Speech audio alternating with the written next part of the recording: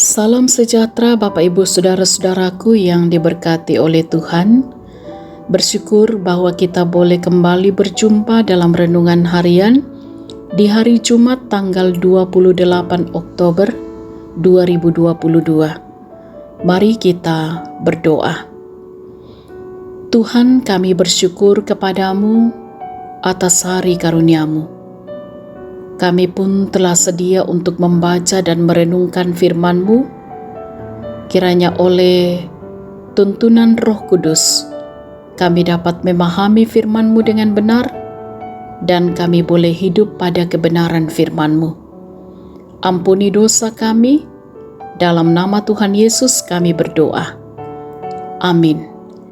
Bacaan Alkitab dari kitab Yesaya pasal 1 ayat 1 sampai ayat 9. Penglihatan yang telah dilihat Yesaya bin Amos tentang Yehuda dan Yerusalem dalam zaman Uzia, Yotam, Ahaz dan Hizkia, raja-raja Yehuda.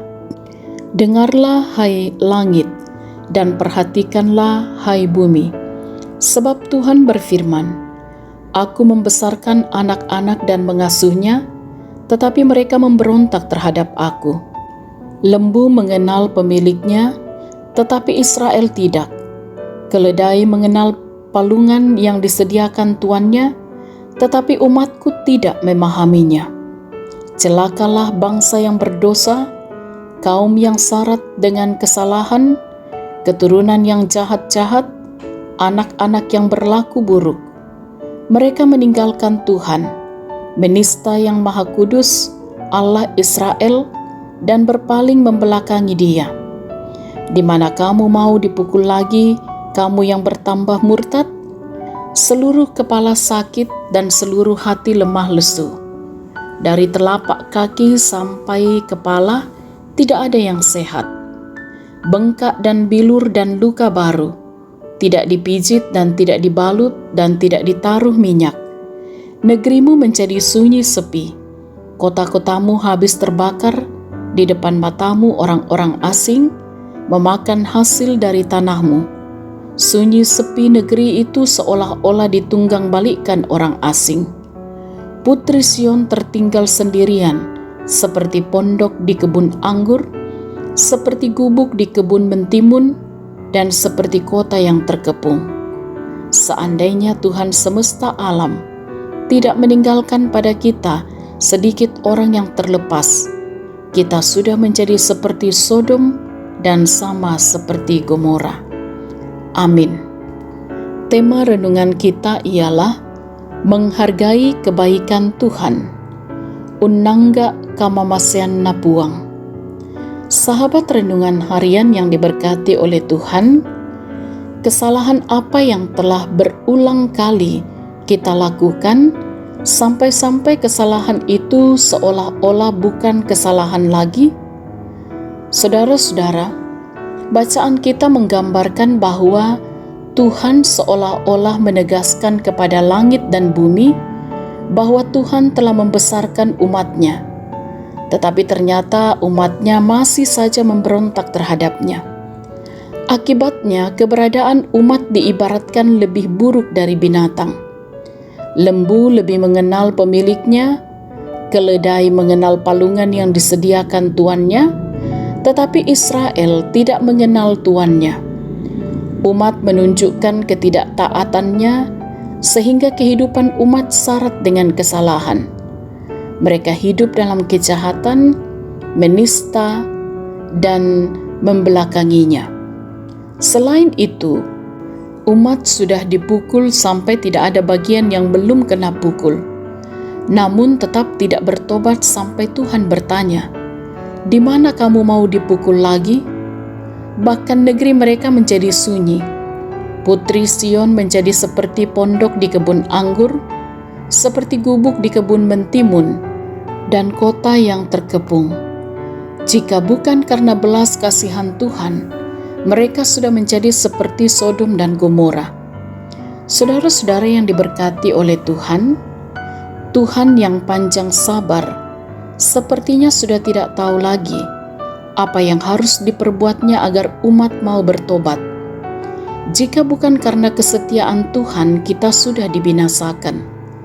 Karena itu marilah kita menghayati bahwa berhentilah melakukan secara sengaja kesalahan yang berulang. Janganlah memakai ketidaksempurnaan kita sebagai alasan untuk melakukan dosa. Tetapi kita harus meyakini bahwa kebaikan Tuhan terus dinyatakan kepada kita sepanjang kita mau memperbaiki kesalahan yang terus berulang dalam hidup kita. Amin. Mari kita berdoa.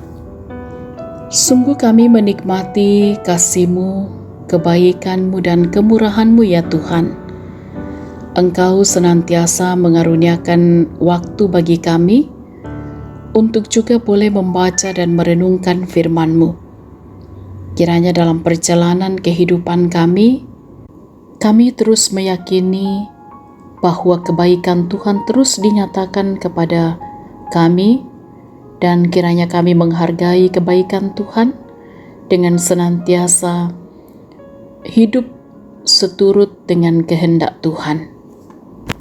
Ya Tuhan, kami mohon kepadamu kiranya oleh kasih kemurahan-Mu, kami pun mampu menjalani kehidupan dengan segala aktivitas kami, peran kami, di mana Tuhan tempatkan masing-masing kami, sehingga sungguh-sungguh sebagai orang tua ataupun anak-anak, kami akan menjalani kehidupan ini dengan takut akan Tuhan. Kiranya anak-anak kami dalam pertumbuhan, pendidikan, dalam masa muda mereka menjadi anak-anak yang juga sukses berhasil dalam Tuhan, diberkati untuk juga menjadi anak-anak yang senantiasa takut akan Tuhan.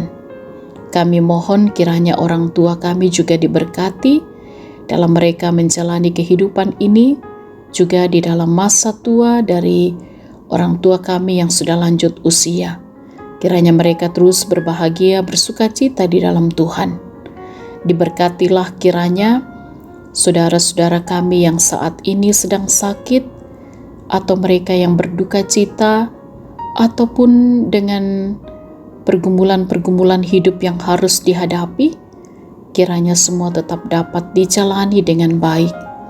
Dengan kemurahan Tuhan, yang sakit dipulihkan, yang berduka dihiburkan, yang berbeban berat terus ditopang oleh Tuhan.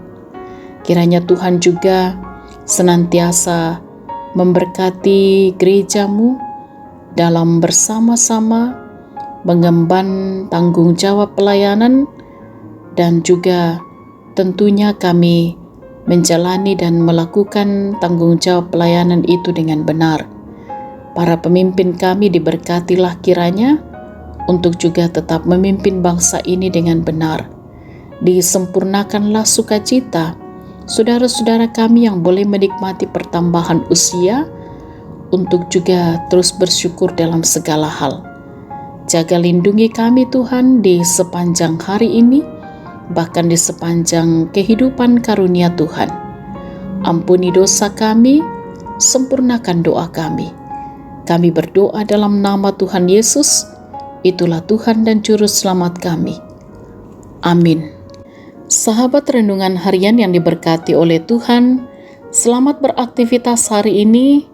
Tetaplah semangat, tetap jaga kesehatan. Salam sehat, Tuhan Yesus berkati.